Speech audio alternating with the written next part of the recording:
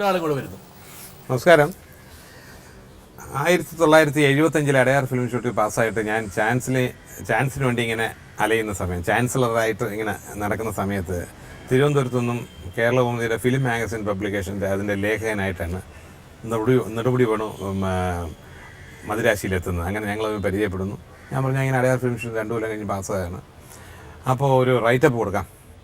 പേരെന്ത്, സുധീർ കുമാർ എന്നുള്ള പേരില്ലേ, അപ്പോൾ ഹാസ്യ നടനാവാനാണ് ആഗ്രഹം എന്ന് പറയുന്നുണ്ട്. സുധീർ കുമാർ എന്നുള്ള പേര് ചേരും. അപ്പോൾ ഞാൻ പറഞ്ഞു അങ്ങനെ ഇപ്പോൾ തമാശ അഭിനയിക്കുന്ന ആളൊരു തമാശ വല്ല പരേതൻ നിട്ടാൽ പോരെ എന്ന് ഞാൻ പറഞ്ഞു.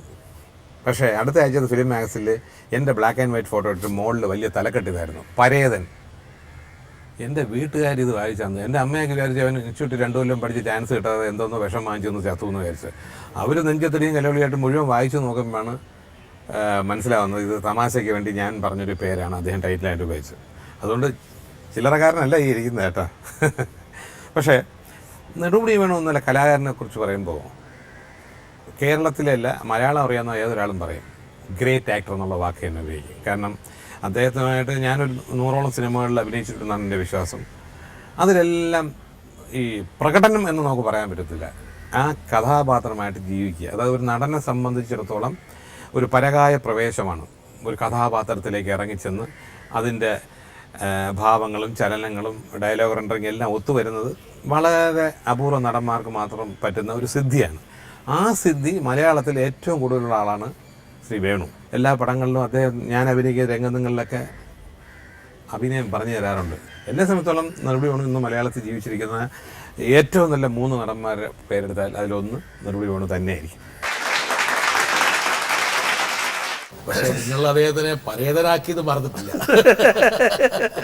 10-30 വർഷക്കാലം നിങ്ങൾ ഒരുമിച്ച് അഭിനയിച്ചെങ്കിൽ പോലും ആ പരേതൻ മനസ്സിൽ കിടന്ന് കളിക്കുന്നത് പലപ്പോഴും പറയാറുള്ളതാണ്. അത് രാജുവായതുകൊണ്ട് അതിൽ സ്വന്തം സംഭാവന കുറച്ചുണ്ട്, ചേർക്കും. വീട്ടുകാർ അമ്മ കരഞ്ഞതും വീട്ടുകാർ ടെൻഷൻ അടിച്ചതൊക്കെ. കാരണം ഇതൊന്ന് വായിച്ചു നോക്കി അറിയാമല്ലോ അല്ലെന്നുള്ളത്. എന്നാലും അതൊരു കുസൃതി മനസ്സിലുണ്ട്, കുസൃതി ഉണ്ടായിരുന്നു. അല്ല ഇത് ഈ പറഞ്ഞവർ ഇദ്ദേഹം പറഞ്ഞതാ, നിങ്ങൾ പരേതൻ മാറ്റാം, ശരി ആയിക്കോട്ടെ പരേതൻ, അത്ര തന്നെ ഉള്ളൂ. അതിനെ ഒരു പണിയെന്ന് പറയാൻ പറ്റില്ലെങ്കിൽ പോലും അതിനകത്തൊരു ഒരു എന്താ പറയണ്ട ഒരു കുസൃതിത്തരം ഇങ്ങനെ നടന്നില്ല. അതെ അതെ. ഒരു പക്ഷെ താങ്കളുടെ അഭിനയത്തിലെ അങ്ങനെയുള്ള ചില ഇഴകളായിരിക്കാം താങ്കളെ പല ആൾക്കാർക്ക് വ്യത്യസ്തമാക്കി.